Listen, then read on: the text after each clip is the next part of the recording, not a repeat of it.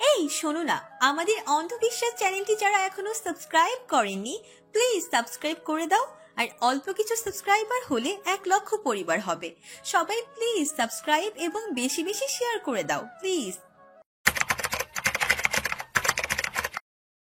ফারহান ভাই, আপনি French kiss জানেন? এটা কিভাবে করে? ফ্রেঞ্চ তো একটা ভাষার নাম।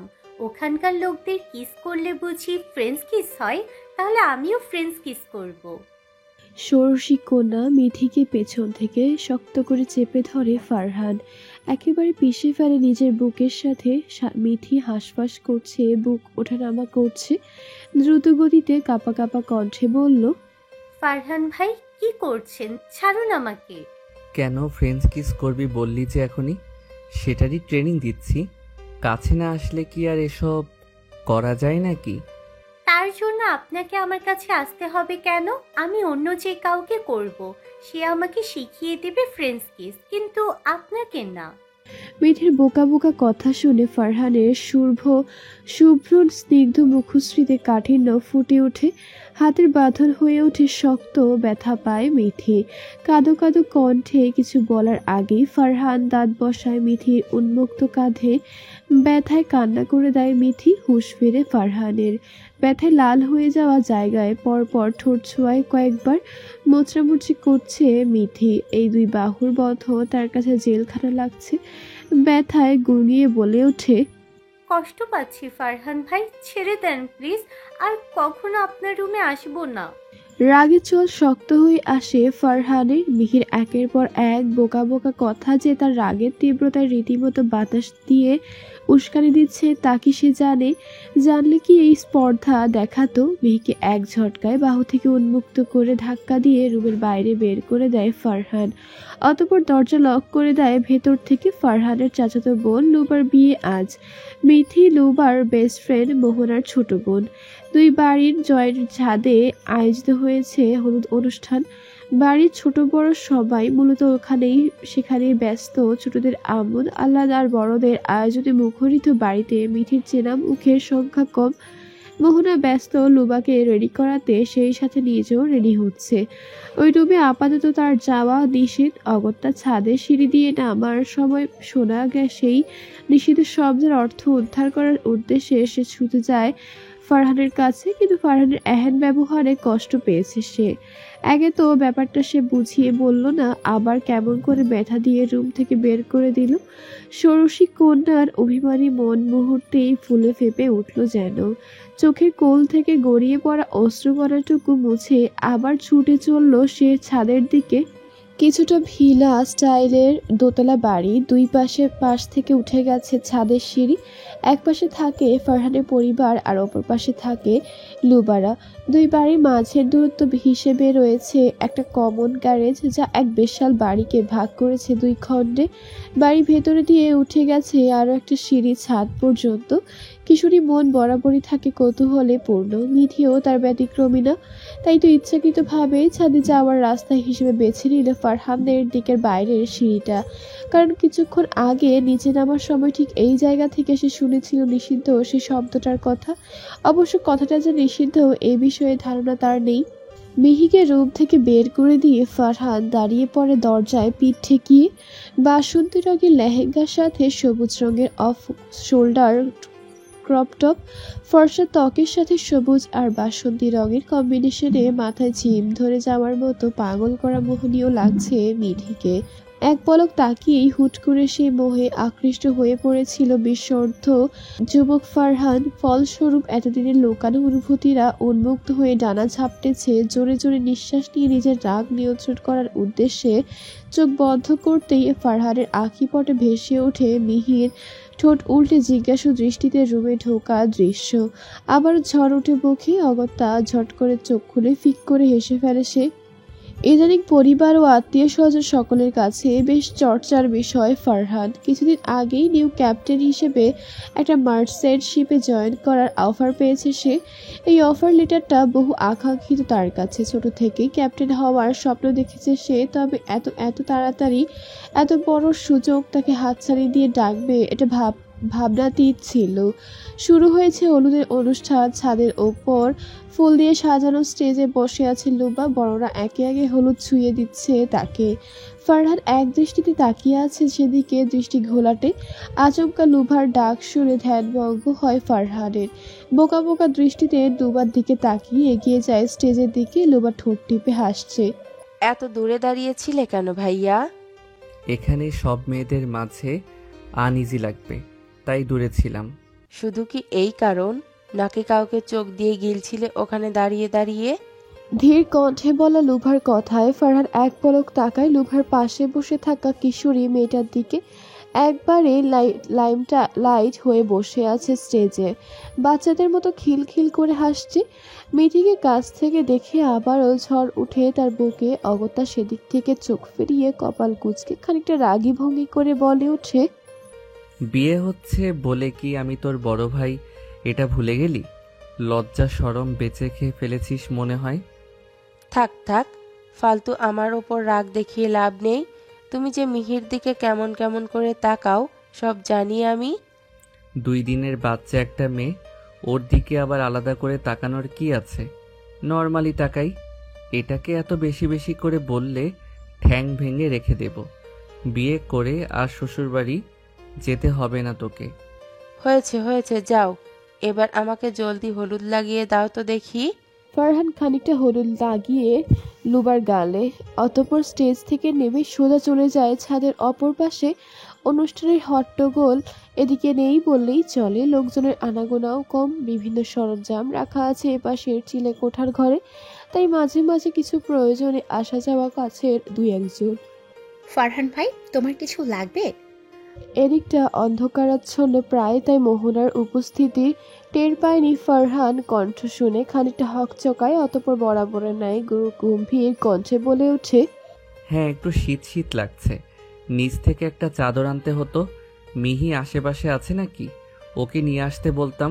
চতুরতার সাথে মিহিকে নিজের কাছে আনানোর পন্থা পেয়ে খানিকটা গলা পরিষ্কার করে বলল ফারহান। মোহনা হালকা হেসে বলল, আমি ডেকে দিচ্ছি মিহিকে। লুবার পাশে বসে আছে হয়তো, একটু আগে তো ওখানেই দেখে এলাম, এখন আবার কোথায় ছোটাছুটি করছে কে জানে। আচ্ছা তুমি দাঁড়াও, আমি ওকে ডেকে দিচ্ছি ভাইয়া। ফারহান মাথা নেড়ে সায় নিয়ে এগিয়ে যায় চিলে কোঠার ঘরের পেছনের দিকের অন্ধকারাচ্ছন্ন জায়গাটার দিকে। লুবার বিয়ে হয়ে গেলেই তার জয়নিং ডেট। চাইলেও হুটহাট করে বাড়ি ফিরতে পারবে না। দূর সমুদ্র পথে পাড়ি দিয়ে কাটাতে হবে দিনের পর দিন, মাসের পর মাস। জলপথে যেন কেটে যাবে জীবনের অনেকটা সময়। চাইলেই দেখা যাবে না মায়াবনের হরিণীকে। তার দুর্দান্তপনায় নিজেকে বিলীন করে হবে না। 20 কোটা পার করে ফেলা এক যুবক মরেছে কিশোরী কন্যার প্রেমে। ব্যাপারটা দারুণ আশ্চর্যে সেই সাথে লজ্জার।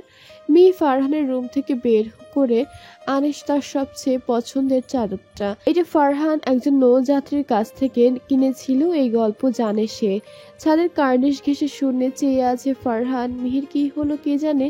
সে চুপটি পায়ে গিয়ে দাঁড়ালো ফারহানের পেছনে, অতঃপর পেছন থেকে চাদরটা জড়িয়ে দিতে চাইলো ফারহানকে। কিন্তু ওই লম্বা মানুষটা নাগাল না পাওয়ার পুনরায় পা দুটো উঁচু করে আঙুলে ভর দিয়ে চেষ্টা করলো নাগাল পাওয়ার। তবুও কোনোভাবেই ঠিক মতো গায়ে জড়িয়ে নিতে পারছে না সে। অতঃপর সিদ্ধান্ত নিল এক লাফে কাঁধ পর্যন্ত নাগাল পাওয়ার। ফারহান মিহির উপস্থিতি টের পেয়েছে বেশ আগেই, কিন্তু কোনো প্রতিক্রিয়া দেখায়নি। বিষণ্ণতার মেঘে ছেয়ে থাকা আকাশটায় খানিকটা হাসি ফুটেছে মিহির এহেন পাগলামিতে। সময়টা উপভোগ করার উদ্দেশ্যে ফারহান ঠোঁট চেপে হাসি ধরে রাখলো। ফারহান ভাই, আমাকে একটু জড়িয়ে ধরবেন শক্ত করে, যেন চাইলেও কেউ আলাদা করতে না পারে আমাদের। মিহির বোকা বোকা কাণ্ড দেখে ঠোঁট টিপে হাসতে হাসতে আচমকা সামনে ঘুরে তার কোমর উঁচু করে ধরে ফারহান। হকচকায় মিথি ভয় পেয়ে আঁকড়ে ধরে ফারহানের কাঁধ। অতঃপর ধাতস্থ হয়ে হাতের মুঠোয় ভরা চাদরটা সুন্দরভাবে জড়িয়ে দেয় ফারহানের গায়ে। ফারহান কিছুক্ষণ তাকিয়ে থাকে সেদিকে, এরপর মিথিকে নামিয়ে দিয়ে আবারও দাঁড়িয়ে পড়ে আগের মতো করে। মিথি পিট পিট করে চোখ করে তাকায় ফারহানের পিঠের দিকে। অন্ধকারেও মানুষটার অবয়ব স্পষ্ট, বরং একটু বেশি আকর্ষণীয় বোধ হয়। ফারহানের সব কিছুতেই কেমন যেন ভালো লাগে তার। আগা থেকে গোড়া ঘোর লেগে যাওয়ার মতো সুন্দর এই মানুষটা। না ধবধবে ফর্সা না সে, বরং যতটা ফর্সা আছে এটাই মানানসই। তার পার্সোনালিটি তাকে সবচেয়ে বেশি আকর্ষণীয় করে তোলে, মানুষকে বাধ্য করে তার দিকে হাঁ করে তাকিয়ে থাকতে। কিন্তু এই যে নিশ্চুপতা, এটা সবচেয়ে অপছন্দের তার কাছে। ফারহান কি কম কথা বলে? না, বরং সে একটু বেশি কথা বলে। এ কারণে ফারহান নিশ্চুপ থেকে অন্যদিকে ফিরে তাকানো ব্যাপারটা একেবারে সহ্য হচ্ছে না তার। ফলস্বরূপ আচমকা বলে বসে উক্ত কথাখানি। ফারহান চমকায়। এক মুহূর্ত দেরি না করে টেনে বুকের সাথে চাপটে নেয় মিথির ছোট দেহটা। মিথি দুই হাতে আঁকড়ে ধরে ফারহানের পাঞ্জাবি। ঈষৎ কেঁপছে সে। একাকী ছাদের অন্ধকারাচ্ছন্ন পরিবেশ, দুটোর প্রাণ এক চাদরের মধ্যে আবদ্ধ। দূর আকাশের ফ্যাকাশে চাঁদও আজ খানিকটা ঈর্ষান্বিত হয়ে পড়ল বোধহয় এই সৌন্দর্য দেখে। তাই তো আচমকা লুকিয়ে পড়ল মেঘেদের আড়ালে। খানিকটা সময় কাটলো এভাবেই, একেবারে নিস্তব্ধ নিশ্চুপ দুজনে। অতঃপর মিথির কানের কাছে মুখ নিয়ে ফিসফিসিয়ে বলে উঠল Farhan, Mithi, do you love me or just want to excite me? কি সব বলছেন ফারহান ভাই? ভালোবাসবো কেন আমি আপনাকে? ভালোবাসি না। ভালোবাসিস না আমাকে? ফারহানের কণ্ঠে বিস্ময়, কণ্ঠে বিষাদ। তাহলে কেন জড়িয়ে ধরতে বললি আমাকে? কেন কাছে এলি? জানি না আমি ফারহান ভাই, আমার শরীর কেমন করছে, মনে হচ্ছে আপনি হারিয়ে যাচ্ছেন। আপনি জড়িয়ে ধরলে বুঝি ঠিক হয়ে যাবে সব। আপনি বোধহয় জাদু জানেন। হারিয়ে যাওয়ার ভয় তখনই হয় যখন কেউ ভালোবাসে। না, আমি আপনাকে ভালোবাসতে পারি না, কিছুতেই ভালোবাসতে পারি না। কেন পারিস না? আমি কি তোর যোগ্য না? সারাক্ষণ তো ফারহান ভাই ফারহান ভাই করে আগে পিছে ঘুরতে থাকিস। তাহলে আজ কেন অপছন্দ লাগছে তোর? তোর অপছন্দ হলেও তুই আমার লাগবে না তোর ভালোবাসা, কিন্তু আমাকে ভালোবাসা থেকে আটকাতে পারবি না। এক উড়নচণ্ডী মেয়ের প্রেমে যে খাচ্ছে ফারহান নামক যুবকটা, তার কি হবে? এভাবে প্রত্যাখ্যান করতে পারিস না তুই মিথি। কোমর সমান রেলিংয়ে ঠেস দিয়ে চেপে ধরেছে মিথিকে ফারহান। শাসানোর তালে তালে কোমর বাঁকিয়ে পিছিয়ে যাচ্ছে মিথি, সেই সাথে ভয়ে জড়সড়। এই বুঝি ঠুস করে পড়ে গেল নিচে। মীরা আন্টি ডাকেন বলে এই বাড়িতে আসি, নয়তো আসতাম না কখনো। আপনার সাথে কথা বললেই যে ভালোবাসতে হবে জানলে কখনোই কথা বলতাম না ফারহান ভাই। ভালোবাসা জোর করে হয় না, জোর করার অধিকার হয়তো আপনার আছে। আপনাদের জন্য এত সুন্দর একটা পরিবার পেয়েছি আমরা দুই বোন, কিন্তু ভালোবাসা পাবেন না কখনো, কারণ ভালোবাসায় মনে সাই থাকতে হয়। কাঁপা কাঁপা কণ্ঠে বলা মিথির কথা শুনে আপনা আপনি হাতের বাঁধন আলগা হয়ে যায় ফারহানের। ছোট সেই চঞ্চল মেয়েটাকে হুট করে বড্ড বড় মনে হচ্ছে তার। তাই তো কি অবলীলায় এত কঠিন কঠিন কথা ছুড়ে দিতে পারলো তার দিকে। তপ্ত শ্বাস ফেলে ছাদ থেকে নেমে গেল ফারহান। একবারও তাকালো না পিছন ফিরে। মিথির বাবা গত হয়েছেন 3 বছর আগে। মোহনা তখনও সবেমাত্র কিশোরী, মিথিত আরো ছোট। এসএসসি ক্যাডেট কলেজের একজন দায়িত্বশীল ট্রেনার হিসেবে নিযুক্ত ছিলেন আশরাফুল হক সাহেব। নিয়মনীতির কাঠিন্যতার বাইরে ছিল একজন নরম মনের মানুষ, একজন সঠিক দিক নির্দেশক। ফারহান তখন সবেমাত্র ক্যাডেট কলেজের ছাত্র, কঠিন নিয়মের বেড়াজালে অন্যবস্থ কিশোর। বাকি বন্ধুদের মতো তারও স্বপ্ন ছিল মুক্ত আকাশে বিচরণের, কিন্তু বাবার আদেশে তাকে ভর্তি করা হয় এই কলেজে। বদ্ধ এক জীবনের পাটাতনে পিষ্ট হয়ে হাঁপিয়ে ওঠা যুবককে ধীরে ধীরে নেভি অনুরাগে করে তুলেছিলেন আশরাফুল সাহেব। বদ্ধ জীবনকে হুট করে উপভোগ করতে শুরু করলো ফারহান। এসব নিয়ম শৃঙ্খলাতে আবদ্ধ হতে শুরু করলো স্বেচ্ছায়। যেখানে বাকি ট্রেনাররা স্টুডেন্টদের রাখতেন শাসনের ওপর, সেখানে আশরাফুল সাহেব তাকে সবকিছু শেখাতেন ভীষণ স্নেহ করে, ভালোবেসে। এরপর দুজনের বাড়ি একই অঞ্চলে জানার পর থেকেই শুরু হলো পারিবারিক আত্মীয়তা। আশরাফুল সাহেবের মৃত্যুর পর যেন বেড়ে গেল দুই পরিবারের ঘনিষ্ঠতা, সেই সাথে গড়ে উঠল সমবয়সী মোহনা আর লুবার বন্ধুত্ব। বাবার মৃত্যুর পর মিথিদের দুই বোনকে পরিবারের অভাববোধ হতে দেননি কখনো এই পরিবার, বরং সস্নেহে আগলে রেখেছেন তাদের 3 প্রাণীকে। আজ রুবার বিয়ে, সকাল থেকে ডেকোরেশনের লোকজন ব্যস্ত। মিষ্টি রোদে ঘুম ভাঙল মিথির। ঘুম থেকে উঠে তড়িঘড়ি করে বারান্দায় গেল সে। এই সময়টা ফারহান বারান্দায় বসে বই পড়ে। আজকে বিয়ে বাড়ির ব্যস্ততায় বই নিয়ে বসবে কিনা সে জানে না, তবে মন বলছে বারান্দায় গেলে দেখা পাওয়া যাবে তার। কফির কাপে চুমুক দিতে দিতে বইয়ের পাতা উল্টাচ্ছে ফারহান। পাশ এক ফালি রোদে এসে পড়েছে তার শরীরের অর্ধেকটা জুড়ে।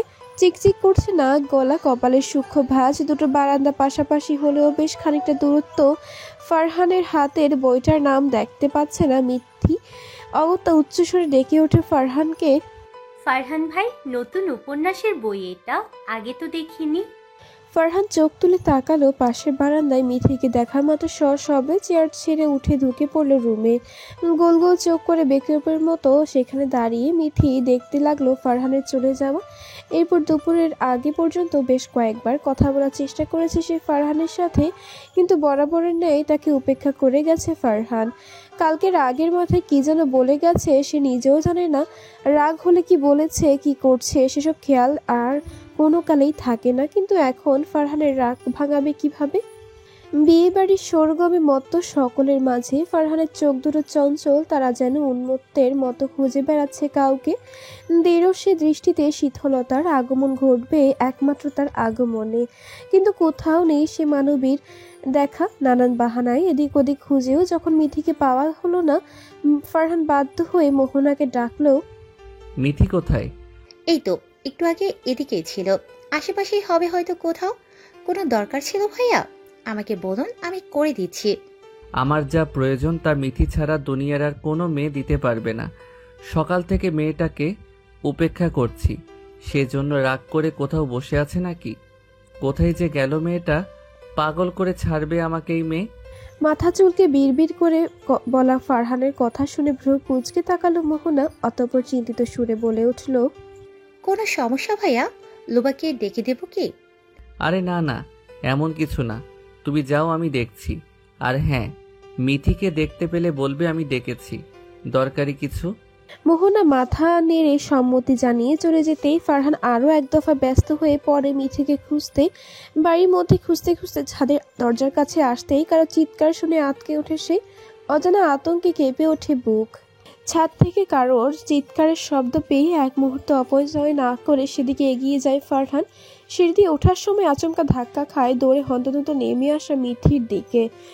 মিথির সাথে সাথে ভয় পেয়ে তাকাচ্ছে এদিক ওদিক ফারহানকে দেখে। তার ভয় পাওয়ার চেহারার ভীতির মাত্রা বেড়ে যায় আরও খানিকটা। মিহিকে এমন অবস্থায় দেখে আতঙ্কে ফারহানের শরীর ঠান্ডা হয়ে আসে।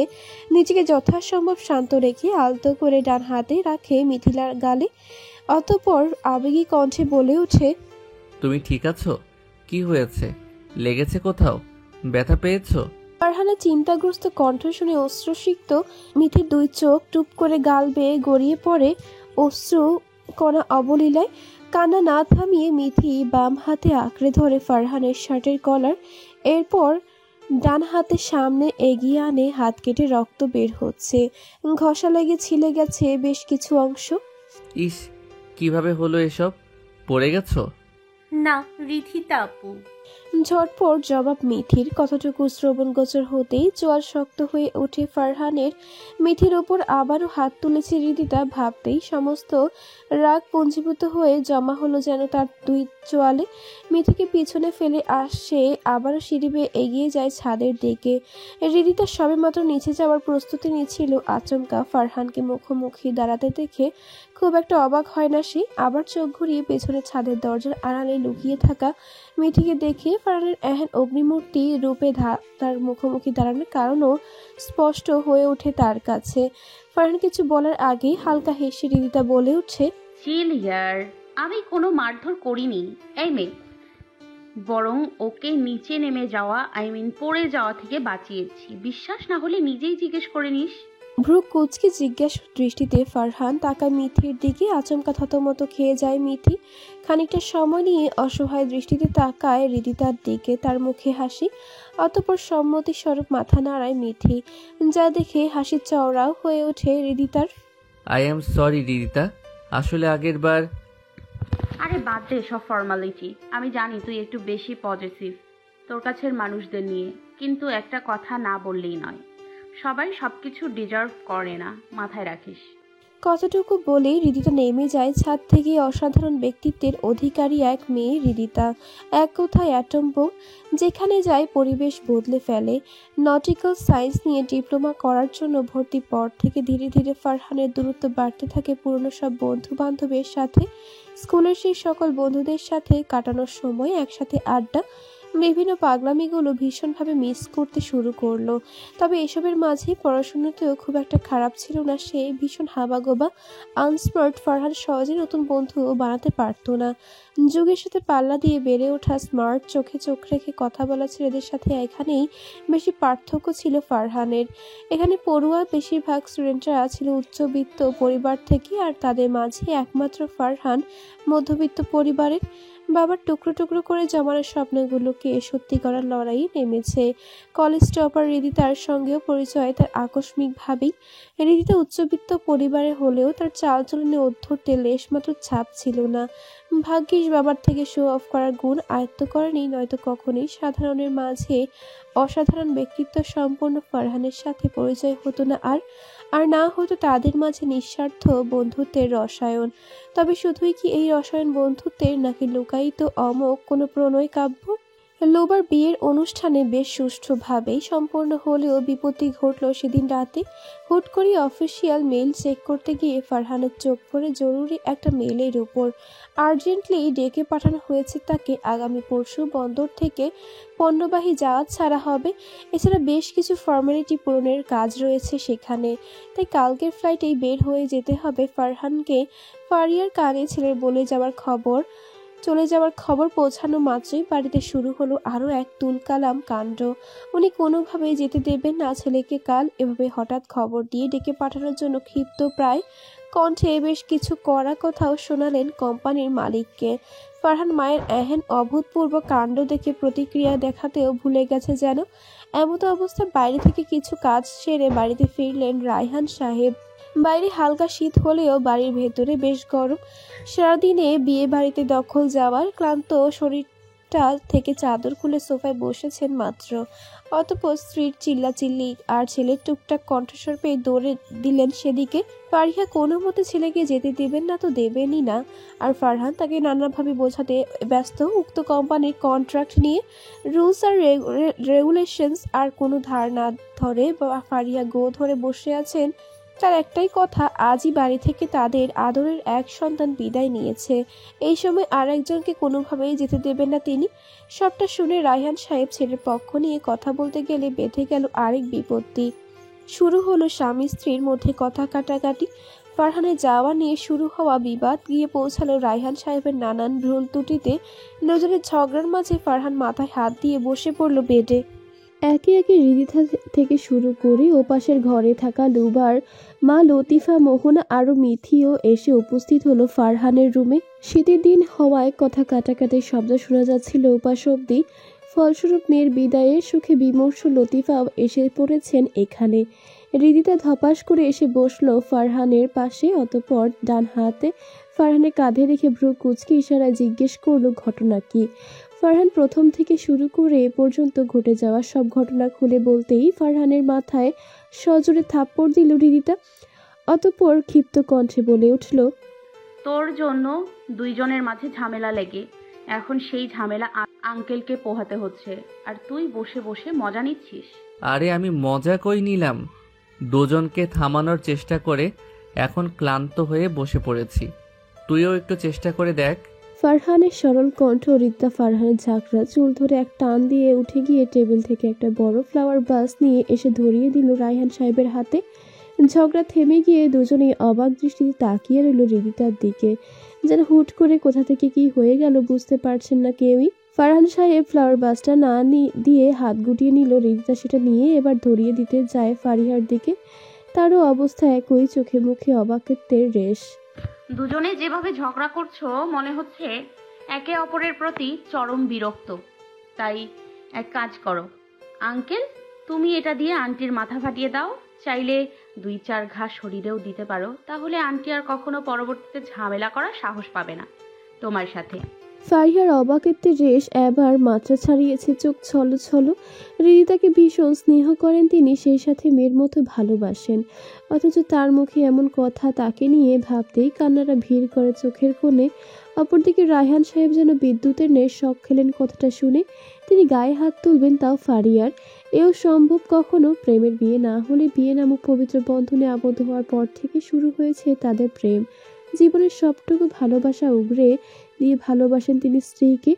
স্ত্রী রেগে গেলে যে মানুষটা নিজেই শান্ত থেকে স্ত্রীর রাগ সামলান, তিনি মারবেন তার ভালোবাসার পত্নীকে। কণ্ঠে অত্যাধিক নমনীয়তা এনে রায়হান বলে ওঠেন, রিদিতা, মা কি বলছো এসব?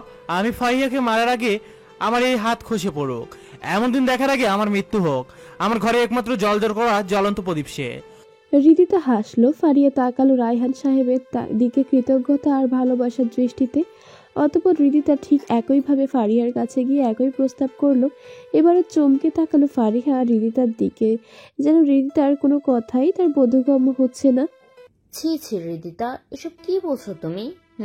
উনি তোমার স্বামী হন, স্বামীকে স্নেহ ভালোবাসা দেওয়া যায়, কিন্তু মায়ের আমার ধারাতে এমন কাজ কখনো হবে না। একটু আগেই না তুমি আঙ্কেলের কত দোষ বের করছিলে, দেখে তো মনে হচ্ছিল এই মুহূর্তে তার সংসার ছেড়ে বেরিয়ে যাবে তুমি, এক মুহূর্তও থাকতে পারবে না তার সাথে। এবার খানিকটা লজ্জাতেও বোধ করলেন দুজনই। আশেপাশে তাকিয়ে বাড়ির সবাইকে এই রুমে উপস্থিত থাকতে দেখে তাদের মাথা আরো নত হয়ে গেল যেন। পরিস্থিতি স্বাভাবিক করতে হৃদিতা বলে উঠল, থাক থাক, নতুন বউয়ের মতো লজ্জায় মাথা নিচু করতে হবে না তোমাকে আন্টি। ছি ছি ছি, আমরা ছোট ছেলে মেয়েরা যে এখানে আছি ভুলে গেছো নাকি? হ্যাঁ, নিজেদের নতুন বিবাহ কাপড় ভাবা বন্ধ করো। এবার যদি মিয়া বিবি রাজি থাকো তবে এই শীতে আর একবার নতুন করে বিয়ে করে নিতেও পারো। আমরা ছেলে মেয়েরা নিজের দায়িত্ব নিয়ে তোমাদের বিয়ে দিব আবার। ওরে মেয়ে, খুব বড় হয়ে গেছো না? সবার আগে তোমাকে বিয়ে দেওয়ার ব্যবস্থা করতে হবে দেখছি। ফারিহা আর হৃদিতার খুনসুটিময় মুহূর্ত দেখে সবাই একসাথে হেসে উঠল হো হো করে। কিছুক্ষণ আগের পরিবেশ একেবারে বদলে গিয়ে জমজমাট হয়ে উঠল বাড়ির হাসির কলরবে। মিঠি ড্যাব ড্যাব চোখে একবার তাকিয়ে দেখে হৃদিতাকে, আবার পরক্ষণে চোখ ঘুরিয়ে তাকায় ফারহানের দিকে। ফারহান এক দৃষ্টিতে তাকিয়ে আছে হৃদিতার দিকে, মুখে তার ক্ষীণ হাসি। তবে কি ফারহানের মনে অন্য কিছু চলছে হৃদিতাকে নিয়ে? ভাবতেই বুকটা মোচড় দিয়ে উঠল মিঠির। অজানা আশঙ্কায় কেঁপে ওঠে কণ্ঠ। ফারহান দৃষ্টি তার দিকে ফেরার উদ্দেশ্যে টালমাটাল কণ্ঠে বলে ওঠে, আমি তোমার সাথে আছি আন্টি, কেউ না থাকলেও আমি আছি তোমার পক্ষে। একদম ঠিক বলেছ, ফারহান ভাইয়ের যাওয়ার দরকার নেই, এত রিস্ক নিয়ে করতে হবে না তাকে কাজ। ফারহান ভাইয়ের কিছু হয়ে গেলে তোমাদের কি হবে? অন্য সময় হলে মিঠির কথা শুনে বেজায় খুশি হতো ফারহান, কিন্তু এখন সহ্য করতে পারছে না এসব। ভাবার মতো সময় নেই আপাতত। ফারিয়া এবার যেন আরও পেয়ে বসলেন মিঠির আশকারাতে। নিজের পক্ষের ও একজন সঙ্গী পেয়ে আরও ফুলে ফেপে উঠল তার সিদ্ধান্ত। হৃদিতা বিরক্তিকর এক দৃষ্টি নিক্ষেপ করে রুম থেকে বের হয়ে যেতে নিলে ফারহান পেছন থেকে হাত টেনে ধরে তার। অতঃপর অসহায় চোখে তাকায় তার দিকে। ফারহানের দৃষ্টিতে কিছু একটা ছিল, ফলস্বরূপ থেমে যায় হৃদিতা। প্লিজ হৃদিতা, অ্যাটলিস্ট তুই বোঝ আমাকে। মাকে বোঝানোর মতো ক্ষমতা তুই ছাড়া আর কারোর নেই। ফারহানের কণ্ঠে আকুতি। দুই হাত বুকে গুজে খানিকটা ভাব নিয়ে ভ্রু উঁচু করে ফারহানের দিকে তাকায় হৃদিতা। অতঃপর তার দিকে কুটিল দৃষ্টি নিক্ষেপ করে বলে ওঠে, কেন? আমি কি এমন যে আন্টি আমার কথা শুনবে? তোর মাকে তুই ভালো বোঝাতে পারবি আমার থেকে। You don't know you are a magician. যে কোনো মানুষকে সহজে কনভিন্স করে নিতে পারিস, আর তোর মতো এত ভালো উপস্থিত বুদ্ধিও আমার নেই।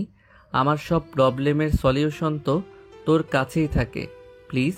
দরজার কাছে দাঁড়িয়ে ধীর কণ্ঠে কথা বলতে থাকা ফারহান আর হৃদিতার কোনো কথাই শ্রবণগোচর হচ্ছে না মিথির। ফারিয়ার হাত ধরে বেডে বসে থাকলেও তার চোখ ও মনোযোগ সবটাই পড়ে আছে দরজার কাছে দাঁড়িয়ে থাকা দুটো মানুষের কাছে। একদিকে রাগ, ক্ষোভ, অপরদিকে অস্বস্তি এসে ভিড় করেছে তার সর্বাঙ্গ জুড়ে। প্যাকিং করার সময় আমার কাছ থেকে আচারের বয়ামগুলো নিয়ে এসো ফারহান। হৃদিতা, তোমার জন্য জলপাইয়ের আচার বানিয়ে রেখেছি, যাওয়ার আগে নিয়ে যেও কিন্তু। বিয়ে নিয়ে ব্যস্ত থাকবো ভেবে ভাগ্যিস আগে থেকেই বানিয়ে রেখেছিলাম। ফারিয়া আপা, আমি রুমে গেলাম একটু রেস্ট করতে। মাথাটা ধরেছে, মন মেজাজের অবস্থাও ভালো লাগছে না কিছুই। লতিফা ভাঙা ভাঙা কণ্ঠে কথাটুকু কোনো ক্রমে শেষ করে ক্লান্ত শরীর নিয়ে বেরিয়ে গেলেন রুম থেকে। মোহনাও বের হয়ে যায় তার পেছন পেছন। লুবার বাবা আশরাফুল সাহেব অসুস্থ বেশ কিছুদিন ধরে। আজ মেয়ের বিদায়ের পর আরও বেশি করে ভেঙে পড়েন। ফলস্বরূপ অসুস্থতা বেড়ে যায় আরও। তাই নর্মাল মেডিসিনের সাথে একটা ঘুমের ওষুধ দিয়ে ঘুম বাড়ানো হয় তাকে। ফলস্বরূপ এসব ঘটনা সবই ঘটে গেল তার অজানায়। মিথি, রুমে যাও। ফারহানের কণ্ঠ গম্ভীর। মিথি ছলছল চোখে তাকায় ফারহানের দিকে। ফারহান একবারও চোখ তুলে তাকালো না সেদিকে। অবশেষে কাঁদতে কাঁদতে মিথি দৌড়ে বেরিয়ে যায় রুম থেকে। ধীর পায়ে রিতা বসে ফারিহার পাশে। ঘন কুয়াশা ঘেরা শীতের গভীর রাতের মতো শান্ত পরিবেশ। রুমে উপস্থিত 4 জন মানুষের নিঃশ্বাসের শব্দ, শান্ত পরিবেশে বয়ে চলা শাসা শব্দের ছন্দে প্রবাহমান হিম বাতাস যেন। আমার কয়েকটা কথা মন দিয়ে শুনবে আন্টি? ফারিয়া মুখ ফিরিয়ে নেয় অন্যদিকে। রিদিতা হাসে ফারিয়ার কাণ্ড দেখে, অতঃপর আবেগী কণ্ঠে বলে ওঠে, বিয়ের পর আঙ্কেল যদি তোমায় বলতো তোমার জীবনের সব সিদ্ধান্ত তিনি নেবেন, তার কথা মতো ওঠা বসা করতে হবে তোমাকে, কেমন লাগতো? আঙ্কেল তো তোমার হাজবেন্ড, নিশ্চয়ই খারাপ সিদ্ধান্ত নিতেন না তোমার জন্য। তাও কি ভালো লাগতো তোমার? কিংবা ধরো নতুন নতুন বিয়ে হয়ে আসার কিছুদিন পর পরই সংসারের দায়িত্ব পুরোটা তোমার উপর চাপিয়ে দিয়ে আঙ্কেল নিজে চিন্তামুক্ত হয়ে বাইরে বাইরে থাকতেন। ভালো লাগতো তোমার? আজকের মতো এত সুন্দর একটা সম্পর্ক গড়ে উঠতো কখনো? জীবনের একটা সময় পর মানুষ স্বাধীনতা চায় খুব করে, অন্তত নিজের ভালোবাসা, নিজের স্বপ্ন কিংবা পছন্দের কোনো জিনিসের বিষয়ে সবটুকু সিদ্ধান্ত নেয়ার স্বাধীনতাটুকু নিজের করে চায়। এই সিদ্ধান্তে কেউ হস্তক্ষেপ করলে হয়তো মেনে নেবে, কিন্তু মনের মধ্যে সৃষ্টি হবে গভীর এক দাগ, যে দাগ থেকে যাবে আজীবন। পছন্দের জিনিসকে না পাওয়ার আক্ষেপ নিয়ে কেটে যাবে একটা জীবন। জীবন তো ঠিকই চলবে তার ছন্দের তালে, কিন্তু এই যে না পাওয়ার আক্ষেপ, একটা সময় এটা ভেতর থেকে ভেঙে চুরে দেয় মানুষকে। রাত গভীর। শীতের দিনে রাত 9টা বাজলেই অন্ধকারের ঘন ঘটা আর ঝিঝি পোকার ডাক রাতকে করে তোলেনি গভীর থেকে আরো গভীরতর। নিঃশব্দে চোখের পানি ফেলতে ফেলতে সবেমাত্র ঘুমে চোখ বুঝে এসেছিল মিথির। আচমকা কিছু একটা অনুভূত হতেই ঝট করে চোখ খুলে তাকায়। অন্ধকারের মুখের উপর ঝুঁকে থাকা কারো ছায়ামূর্তি দেখে ভয়ে চিৎকার করার পূর্বে কেউ এক হাত চেপে ধরে তার মুখে। অতঃপর অপর হাতে দিয়ে কোমর জড়িয়ে টানতে টানতে নিয়ে আসে রুমের বাইরে। মিথির পাশেই আয়েশ করে ঘুমিয়েছিল মোহনা, সে যেন টের না পায় তাই এই অবস্থা। ফারহান মিথির কানের কাছে মুখ নিয়ে এনে ফিসফিস করে বলে, একদম চিৎকার করবি না, মুখ ছেড়ে দিচ্ছি, চুপচাপ আমার সাথে ছাদে চল। কোথাও যাব না আমি, ঘুম পাচ্ছে আমার। মিথির তেরা জবাব। ফারহান হাসে, ঠোঁট কামড়ে হাসে, শব্দহীন তার হাসি। মিথির মেকি রাগ দেখতে তার বেশ লাগছে। আজকে রাতটা অভিমানিনীর অভিমানে ভরা কণ্ঠ আর মেকি রাগ দেখে কাটিয়ে দিলে মন্দ হয় না। আচমকা কোনো কিছু চিন্তা না করে মিথিকে কোলে উঠিয়ে নেয় ফারহান। মিথি হকচকায়, তাল হারিয়ে পড়ে যাওয়ার পূর্বে ধরে নেয় ফারহানের কলার। অতঃপর শক্তপোক্ত বাহুবন্ধনে আবদ্ধ মানুষটাকে কাছ থেকে দেখে। ঝাঁকড়া এক গোছা চুল লেপ্টে আছে কপাল জুড়ে। হাঁটুর তালে তালে গরম নিঃশ্বাস এসে আছড়ে পড়ছে তার মুখে।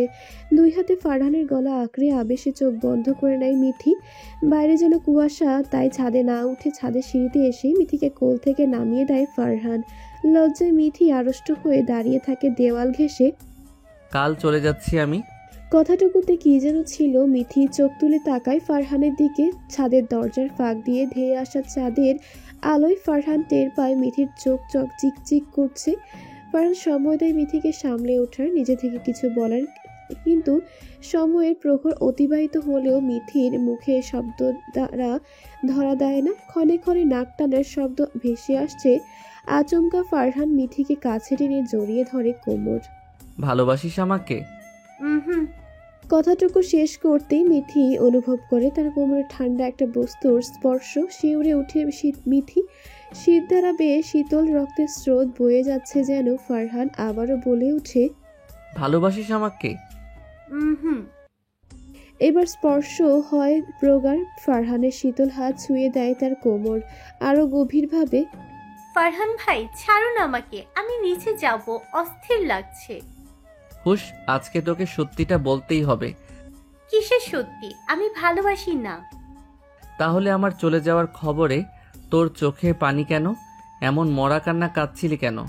মরে গেছি আমি? ফারহান ভাই, একটাবার বল না প্লিজ। আর যদি কখনো না ফিরতে পারি, অন্তত যাওয়ার আগে একটাবার বলে দে আমার কাঙ্ক্ষিত কথাটুকু। মুক্তি দে আমাকে আজীবনের আক্ষেপ থেকে। তোকে সত্যি সত্যি ভালোবাসতে হবে না, তবুও মিথ্যে মিথ্যে ভালোবাসি বল। আর কত অপেক্ষা করব? ভালোবাসি বলে এত অবহেলা? হারালে সামলাতে পারবি তো? মিথির আর্দ্র ঠোঁট আঁচলে সে ছুঁয়েছে ফারহানের রুক্ষ প্রাণহীন ঠোঁটে। ফারহানের পায়ের পাতায় আঙুলে ভর দিয়ে দাঁড়িয়ে মিথি ব্যালেন্স রাখতে দুই হাতে জড়িয়ে ধরেছে ফারহানের গলা। অতঃপর শুষ্ক রুক্ষ অধরে উষ্ণ আর্দ্র স্পর্শ। ফারহান চমকায় বিদ্যুৎ বেগে। মিথির চোখের কোলে জল চিকচিক করছে এখনো।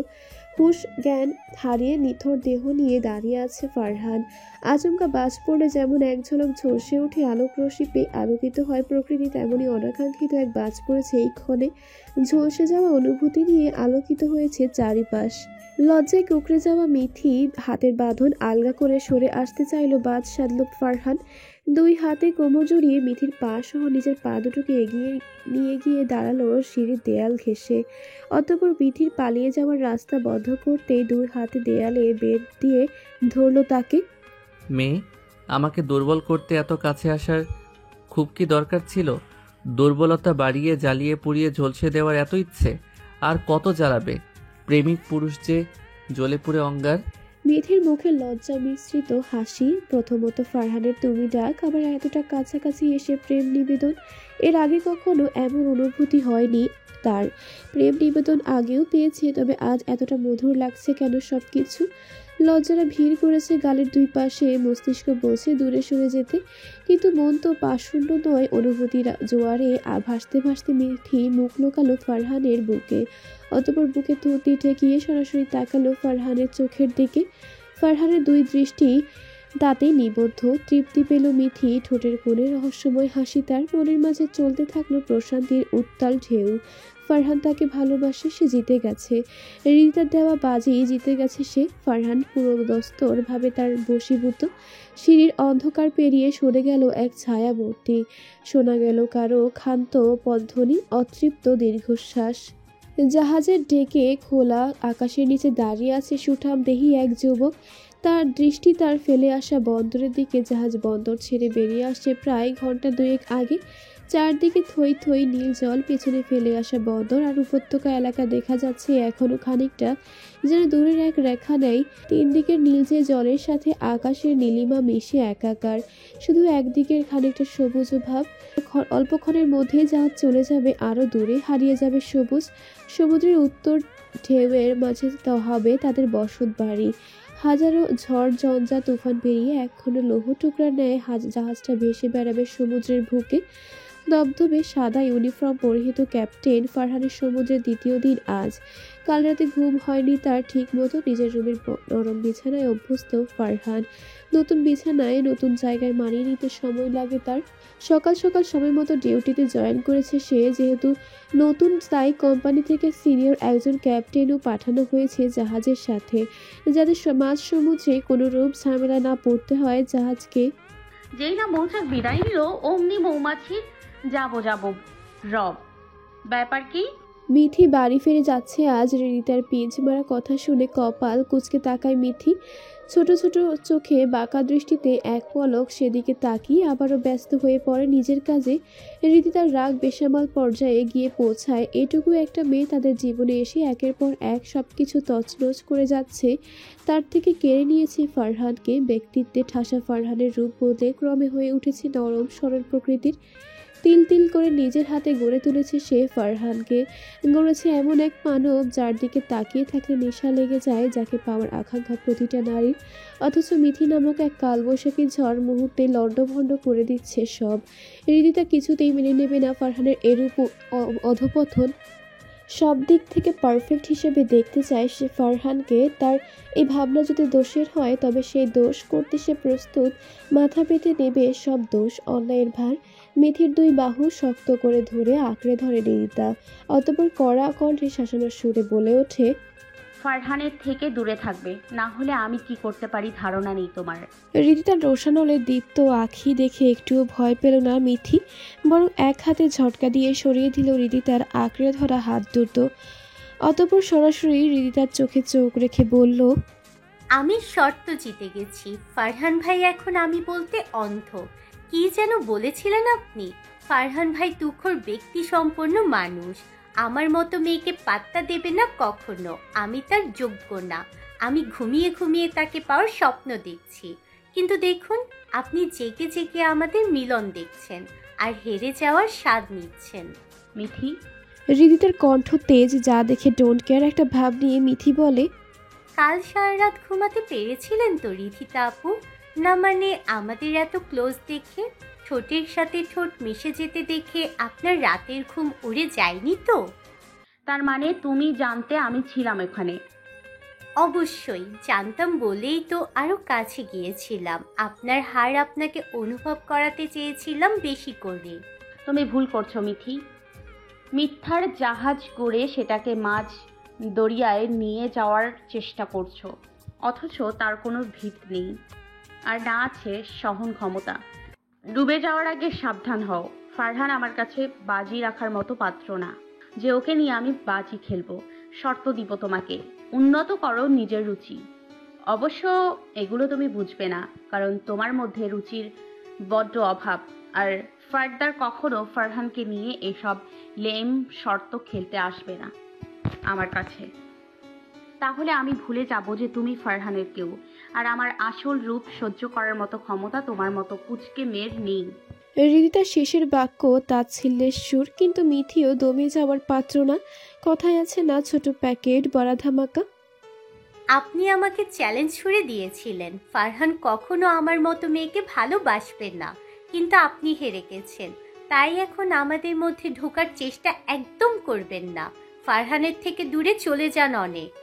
মিথির কথায় হাসে হৃদিতা। মেয়েটা আসলেই বাচ্চা। সে কি হৃদিতার আসল পরিচয়, আসল রূপ জানে নাকি জেনে বুঝে তার সাথে যুদ্ধ নামছে সমুদ্রের বুকে দাঁড়িয়ে? তার উথাল পাথাল ঢেউকে হারিয়ে ফিরে আসা হৃদিতা নাকি হেরে যাবে এই ছোট লিলিপুট একটা মেয়ের কাছে যে স্বয়ং দাপিয়ে বেড়ায় সমুদ্রে? সে নাকি হেরে যাবে ডাঙায় থাকা মাছের কাছে, তাও কিনা ফারহানকে ওর জলাঞ্জলি দিয়ে? How funny.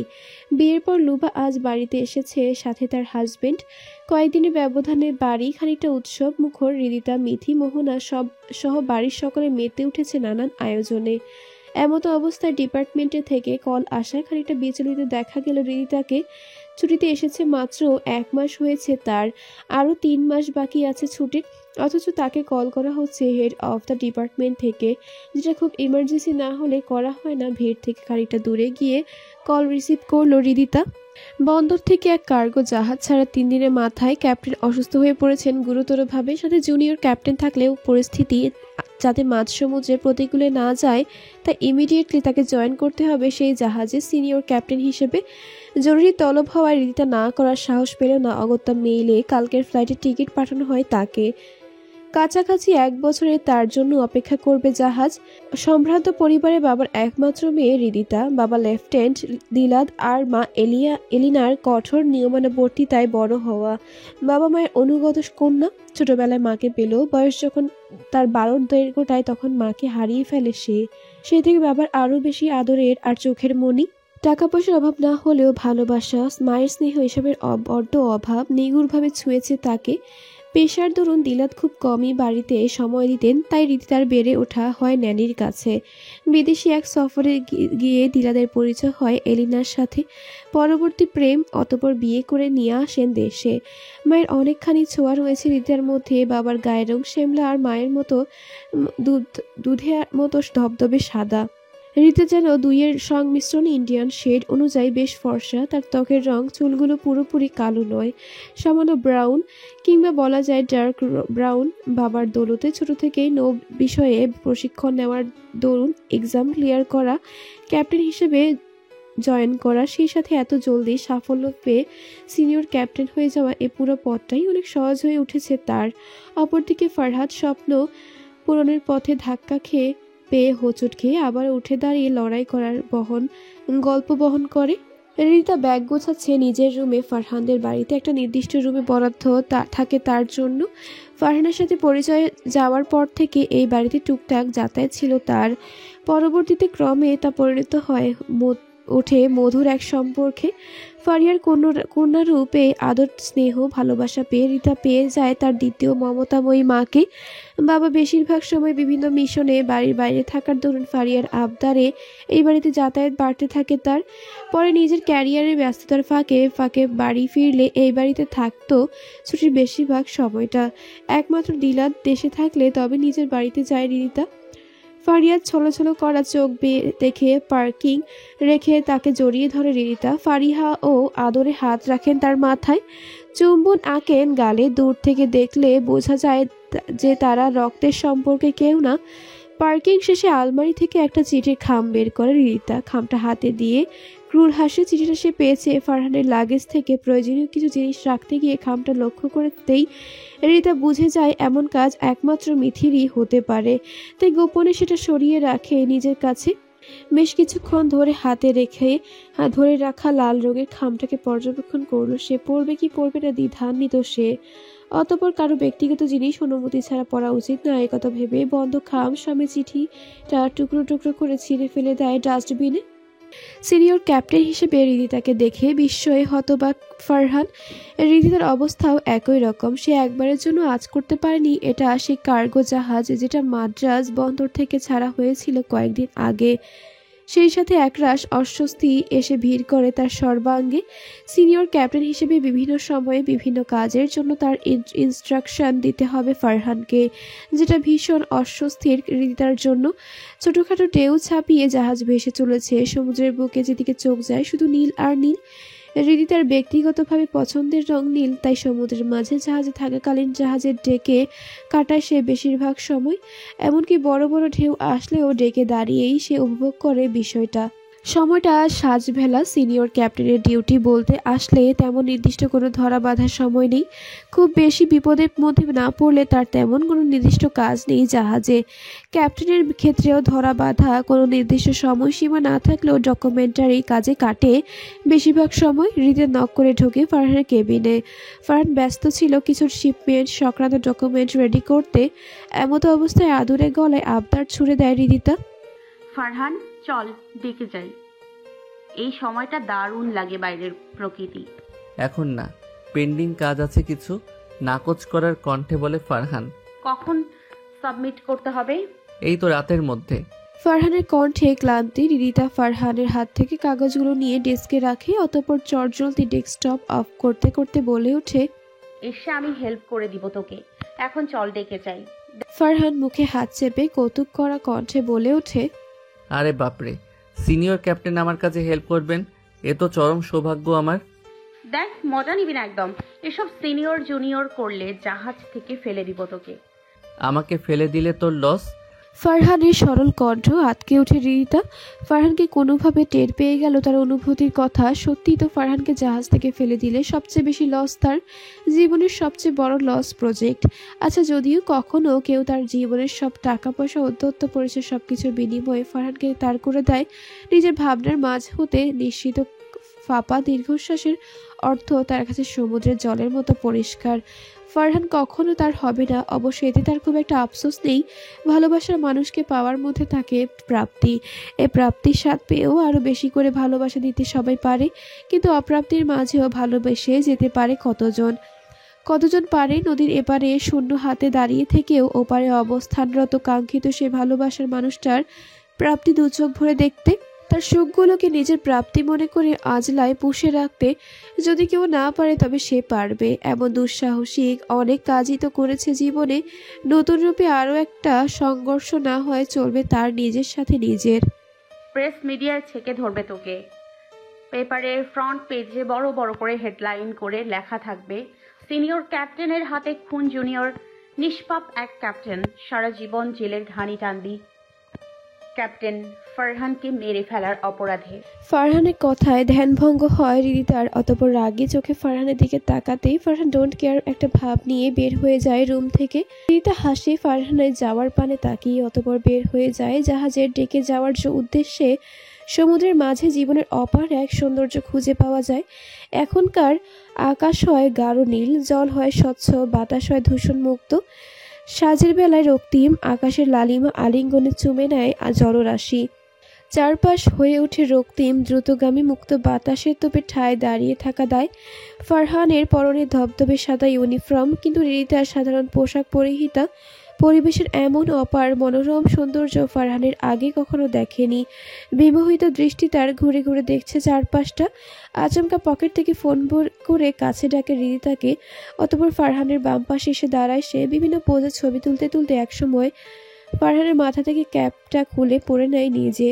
ছবিটা সুন্দর এসেছে ভীষণ। ক্যাপ ছিনিয়ে নেওয়ার ফলে ফারহান মাত্রই তার দিকে তাকিয়েছিল, এমন সময় ক্লিক হয়েছে হৃদয়ের মুখে দুষ্টু হাসি আর ফারহানের ক্রূর হাসি, যেন একে অন্যত্রের নিবদ্ধ দৃষ্টি বিনিময়ের পর্ব। মায়ের সাথে দিনের একটা নির্দিষ্ট সময়ে ফারহানের কথা হলেও মিথির সাথে যোগাযোগ করা যায় না তেমন। বেশিরভাগ সময় ব্যস্ত, নয়তো অফলাইনে থাকে সে। অনলাইনে থাকলে কথা হয় টুকটাক। প্রথম ব্যাপারটাতে খারাপ লাগলেও নিজেকে মানিয়ে নিয়েছে ফারহান।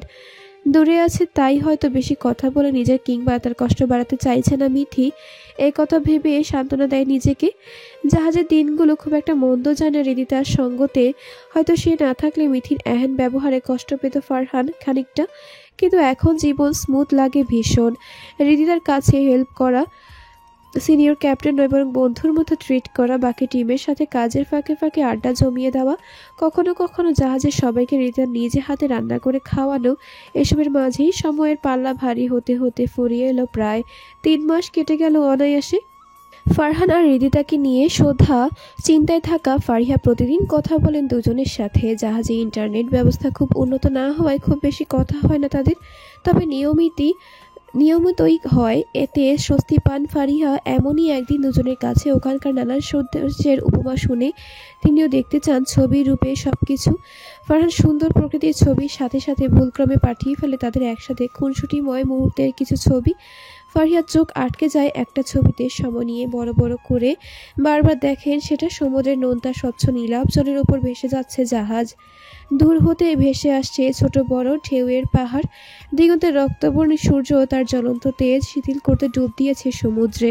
পরিবেশের লালিমায় রিক্ত আভা। এমন এক সন্ধ্যায় ফারহানের দৃষ্টি হৃদিতাতে ক্রূর দৃষ্টি বোধ হয় তার ক্যাপ ছিনিয়ে নেওয়ার অপরাধে, অথচ হৃদিতার দৃষ্টি শিথিল। গভীর তার চাহনি, ঠোঁটের কোণে লেপ্টে থাকা দুষ্টুমির হাসি। সময়টা যেন এখানেই থমকে গেছে। মনে মনে কিছু একটা ভেবে ঠোঁট টেনে হাসলেন ফারিয়া। আজকে তুমুলভাবে তোড়জোড় করে আয়োজিত হচ্ছে ফারহান আর হৃদিতার বাড়ি ফেরার অনুষ্ঠান। সবচেয়ে আশ্চর্যের বিষয় হলো দিলাত সাহেব দেশে ফিরেছেন, অথচ একবারের জন্য জানাননি হৃদিতাকে। এয়ারপোর্ট থেকে বের হয়ে হাস্যোজ্জ্বল মুখে দাঁড়ালো দিলাত সাহেবকে চোখের কোণে জল জমে হৃদিতার।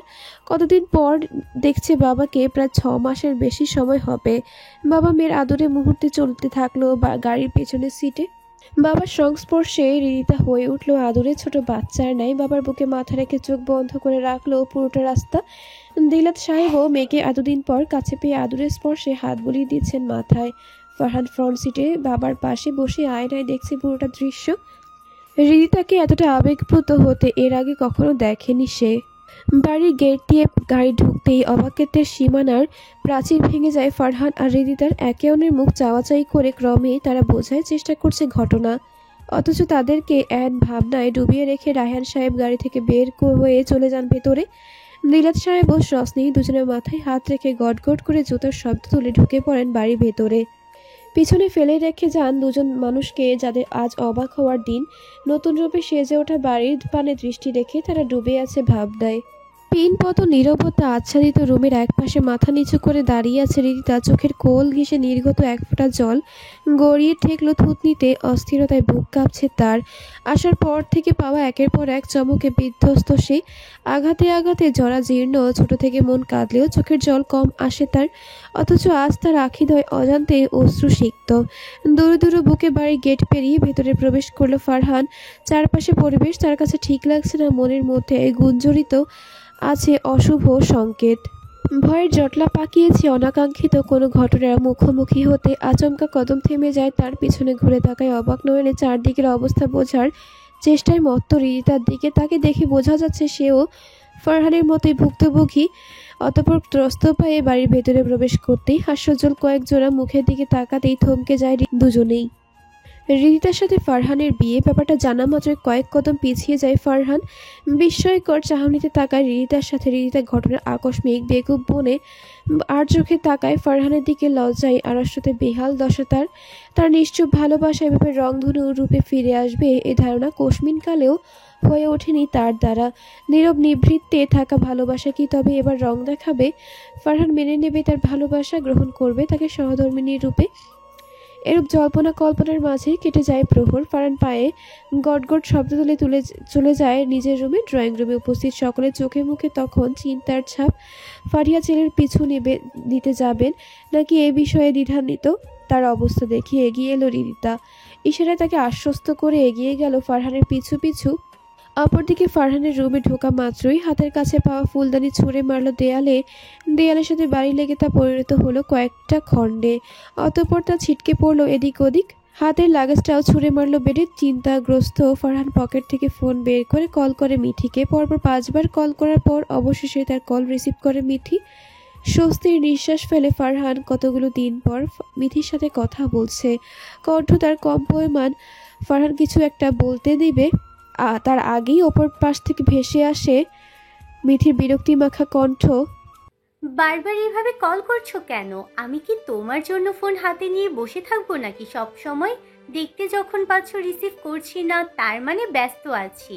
বেকার বেকার সবার সামনে হিউমিলিয়েট করলে আমাকে। এখন রাখো, পরে কল ব্যাক করছি। একে তো বাড়ির অবস্থা বেগতিক, আবার মিঠির এহেন রুট ব্যবহার, সবটা মিলিয়ে বিধ্বস্ত লাগছে ফারহানের নিজেকে। মিঠি কি জানে না ফারহান তাকে কতখানি ভালোবাসে? সে কি জানে না বাড়িতে তার বিয়ের আয়োজন করা হয়েছে? নিশ্চয়ই জানে না। জানলে তো এখানে উপস্থিত থাকতো, তার পাশে থাকতো। অন্তত সে সবার সামনে মিঠির হাত ধরে জানাতে পারতো তার ভালোবাসার কথা। মিঠি না হয় লাজুক, কিন্তু সামান্য কারণে নিজের ভালোবাসার মানুষকে ভেবে চিরজীবনের মতো হারিয়ে যেতে দেওয়ার মতো মানুষ তো ফারহান নয়। ভালোবাসার মানুষকে স্বীকৃতি দেওয়ার মতো সৎ সাহস তার আছে। কিন্তু এখন কি বলবে বাড়িতে? কিভাবে সামলাবে পরিস্থিতি? মিঠিও তো কথা বলো না তার সাথে ঠিকভাবে। চিন্তায় 2 হাতে নিজের চুল টেনে ধরে ফারহান। ফারহান আচমকা রিদিতার কণ্ঠ শুনে পাশে ফিরে তাকায় ফারহান। তার পাশে হাস্যোজ্জ্বল মুখে বসে আছে রিদিতা। রিদিতার হাসি মুখ ফারহানের দগদগ গা আরও দগদগে করে দিল যেন। তার কাঁধে রাখা রিদিতার হাত ঝটকা দিয়ে সরিয়ে রুক্ষভাবে জবাব দেয়, আমাকে এখন একা থাকতে দে একটু, ভালো লাগছে না। আমাকে পছন্দ তোর? পছন্দ না? পছন্দ না? না। কেন পছন্দ নয়? আমি কি দেখতে খারাপ, ব্যবহার খারাপ? তুই বল কোন জিনিসটা আমার শোধরানো উচিত। আমি সর্বোচ্চ চেষ্টা করব, কিন্তু প্লিজ এভাবে মন খারাপ করে বসে থাকিস না। কি সমস্যা খুলে তো বল অন্তত। মোদ্দা কথা হলো আমার পক্ষে তোকে বিয়ে করা কখনোই সম্ভব নয়, কারণ আমি কখনো তোকে সেই নজরে দেখিনি। তাই তুই সুন্দর নাকি বিশ্রী সে ধারণা আমার নেই। ফারহানের প্রতিটা কথায় ঠিকরে আসা তেজের তাপ হৃদয়ের কোমল সত্তাকে পুড়িয়ে ক্রমে করে তুলছে কঠোর।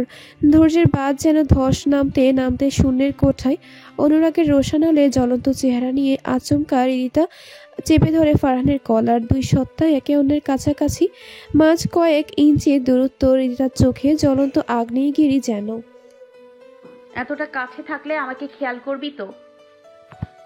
অবলোকন করবি আমার সৌন্দর্য, ভালো করে খুঁটিয়ে খুঁটিয়ে দেখবি আমি তোর যোগ্য কিনা। দেখ না ফারহান, ভালো করে বের কর একটা খুঁত, এরপর রিজেক্ট কর আমাকে। রিদিতা বাড়াবাড়ি করছিস তুই এখন। তুই জানিস I love Mithi. Yes, you love Mithi. সেই মিথি যে রাস্তায় একজন ছেলের হাত ধরে ঘুরে বেড়ায়, সেই মিথি যে নিজের স্বপ্ন পূরণ করতে গিয়ে তার কথা ভুলতে বসেছে, সেই মিথি যে তোর শরীরের উত্তাপ বাড়ায়, শারীরিক ক্ষুধা তৈরি করে নিজেকে আকর্ষণ করায়। আমি তো ওর মতো তোর শরীরের খোরাক জোগাতে পারি না, মনের খোরাক জোগানোর চেষ্টা করে গেছি সব সময়। রিদিতা, এমন কিছু বলে বসিস না যার জন্য তোকে বিরক্তিকর লাগতে শুরু করে আমার। ইয়েস মিস্টার, আমি এখন বিরক্তিকর লাগবই। নীরব নিশ্চুপ ভালোবাসার কথা আমি কখনো জানাইনি, কখনো নিজের ভালোবাসার অধিকার চাপিয়ে দিইনি। তাই আমি বিরক্তকর, আমি ভীষণ বিরক্তিকর। কারণ তার ভালোর জন্য আমি নিজেকে ভুলে গেছি বারংবার। তাকে ভালো রাখতে গিয়ে আমি নিজের ভালো থাকা ভুলে গেছি।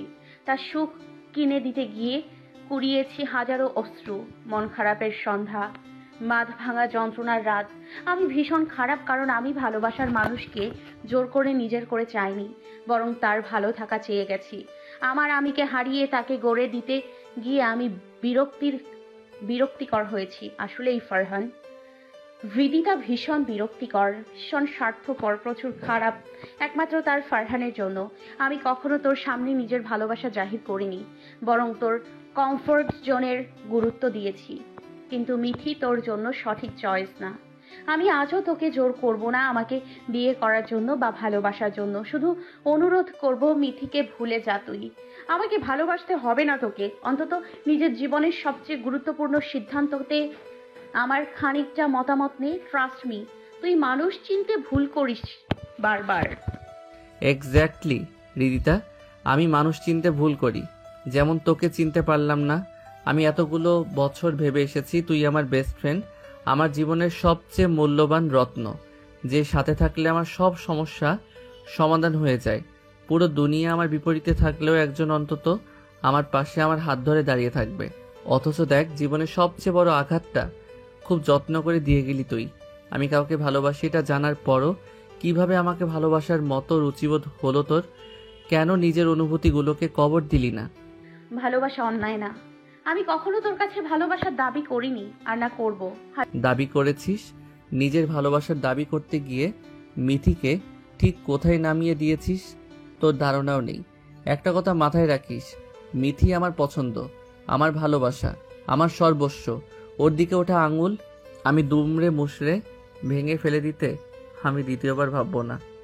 নিয়মিত ভালোবাসার গল্প শুনতে এবং পড়তে আমাদের অন্ধবিশ্বাস চ্যানেলটি সাবস্ক্রাইব করে পাশে থাকা বেল আইকনটি ক্লিক করুন।